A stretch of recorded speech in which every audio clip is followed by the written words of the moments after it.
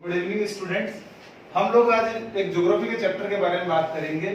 Geography में अगर हम कहें कि जल संसाधन, सबसे पहले हम जल संसाधन की बात करें, इससे पहले ये जानना जरूरी है कि संसाधन किसे कहते हैं, संसाधन क्या होता है, संसाधन क्यों जरूरी है। संसाधन शब्द को अगर हम समझ गए तो आगे इस पूरे कंसेप्ट को समझ पाएंगे। संसाधन क्या होता है? वह वस्तु या पदार्थ जो मानव के लिए उपयोगी है वो संसाधन कहलाता है। यानी जब तक मानव के लिए उपयोगी नहीं है वह पदार्थ संसाधन नहीं कहलाएगा। अब बात आती है हमारे जो सिलेबस में है जल संसाधन, यानी जल को भी हमने क्या किया है, एक संसाधन के रूप में लिया है। क्यों लिया है? क्योंकि अगर हम कहें मानव की जो मूलभूत आवश्यकता है, इसकी बेसिक नीड, मूलभूत आवश्यकता, अगर इसकी हम बात करें तो इसमें मुख्य रूप से आता है रोटी, कपड़ा और मकान।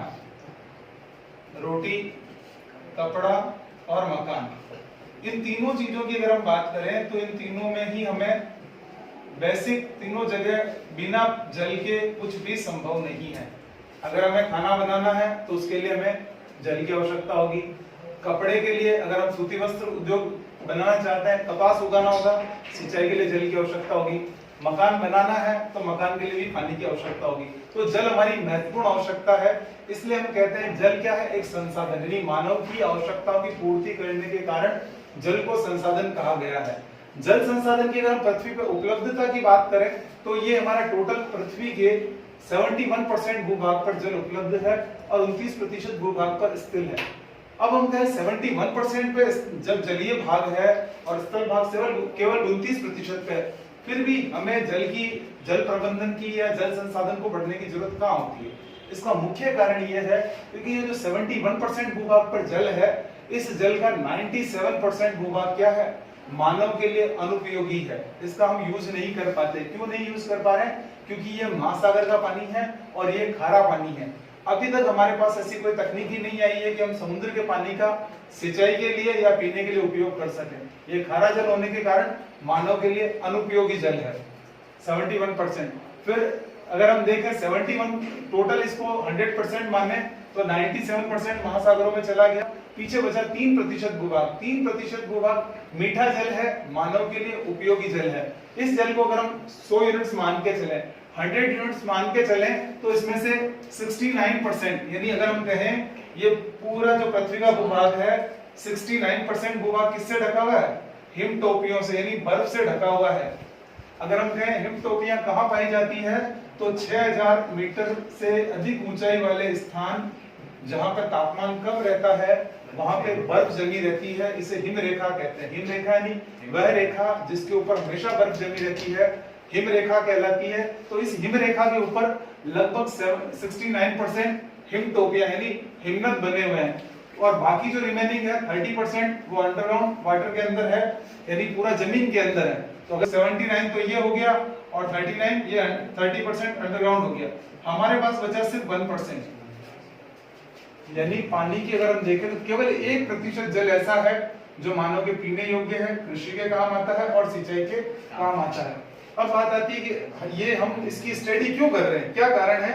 इसके लिए जल संसाधन मंत्रालय के अनुसार जो रिपोर्ट दी गई है वो रिपोर्ट ये कहती है कि कुल उपभोग हेतु जल हमारे पास 1869 बिलियन क्यूबिक मीटर है। ये यूनिट्स है बिलियन क्यूबिक मीटर, यानी 1869 बिलियन क्यूबिक मीटर हमारे पास उपलब्ध है जल। और इस जल की अगर हम देखें 2000 के अंदर जो आंकड़े प्राप्त हुए, 2000 के आंकड़ों के अनुसार भारत की कुल जल आवश्यकता थी 634 बिलियन क्यूबिक मीटर, यानी 634 बिलियन क्यूबिक मीटर अगर अवेलेबल है तो सबको आसानी से जल मिल जाएगा। लेकिन जिस तरह से जनसंख्या बढ़ रही है, जनसंख्या वृद्धि हो रही है, इसके अनुसार 2025 में भारत की कुल जल आवश्यकता होगी 1023 बिलियन क्यूबिक मीटर। अब अगर हम बात करें ये 1023 बिलियन क्यूबिक मीटर हमें जल की आवश्यकता होगी और वर्तमान में अगर हम देखें कुल जो उपभोग योग्य जल है 1869 बिलियन क्यूबिक मीटर, इसमें से हम कितने जल का उपयोग कर पा रहे हैं? सिर्फ 1123 बिलियन क्यूबिक मीटर जल का ही उपयोग कर पा रहे हैं।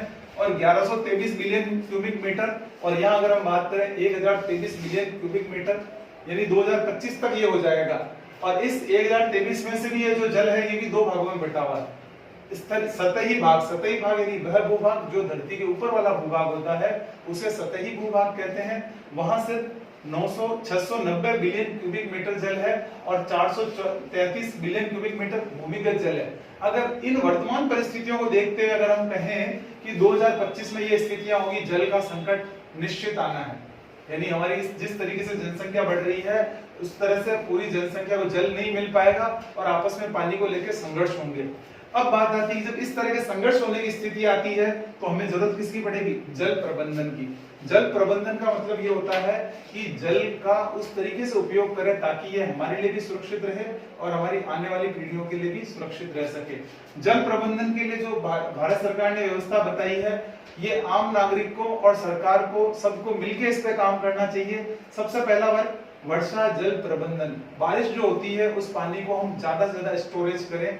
उसको अगर हम स्टोरेज करेंगे तो क्या होगा, हमारे पूरे वर्ष भर पीने की पानी की सुविधा उससे बनी रहेगी।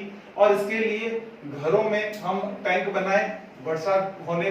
तीसरा है भूमिगत जल के कम दोहन किया जाए, यानी हम ट्यूबवेल से ज्यादा पानी निकाल लेंगे तो क्या होगा, भूमिगत जल भी समाप्त हो जाएगा। अगर ये इस तरह से जल समाप्त हो गया तो आने वाली स्थितियां बड़ी संकटमय होगी। इसीलिए जरूरी है जल प्रबंधन। जल प्रबंधन की जब बात आती है तो जल प्रबंधन करने के लिए भारत सरकार ने जो काम किया वो क्या है, भारत में जो बहुउद्देशीय जल परियोजनाएं शुरुआत हुई, ये जल परियोजनाएं अमेरिका की टीबीसी घाटी परियोजना से देखकर भारत में शुरुआत की गई।